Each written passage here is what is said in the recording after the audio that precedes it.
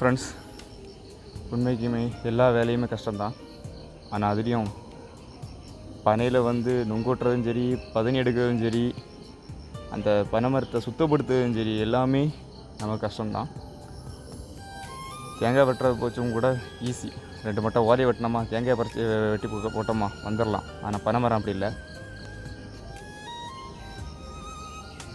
பாருங்கள், இந்த மாதிரி இருக்கிற மரத்தை இனிமேல் ஓலை காவோலை எல்லாம் கழித்து விட்டு நீட் பண்ணி தான் நுங்கு விட்டணும். இப்போ இப்படி இருக்குது, காவலோட இருக்குது. காவலெல்லாம் எடுத்து விட்ட பிறகு எப்படி இருக்குன்னு பாருங்கள். இப்போ எவ்வளோ ஓலையை கழிக்க முடியுமோ அவ்வளோ ஓலையை கழிச்சாச்சு. கிட்டத்தட்ட ஒரு 20-22 ஓலைகளை கழித்து விட்ருக்கோம்.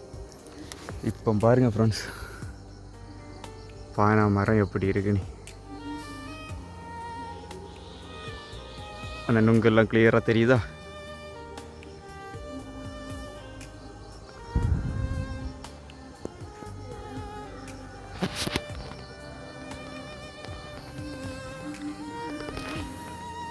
என்ன பிரச்சனைனா, பனைமரம் ரொம்ப மழையில் நனைஞ்சு போயிருக்குது. பார்த்து சேஃபாக தான் மேலே ஏறி கீழே இறங்கணும். ஏன்னா ரொம்ப மழையில் நனைஞ்சிருச்சு. மழை நனைஞ்சாச்சுனாக்கி நம்ம தென்னை மரத்துலேயோ பனை மரத்துலேயோ வந்து ஏறக்கூடாது. ஏன் அப்படி ஏறக்கூடாதுனாக்கி வழுகும், நம்மளை கீழே தள்ளிடும். ரொம்ப கவனமாக தான் இருக்கணும்.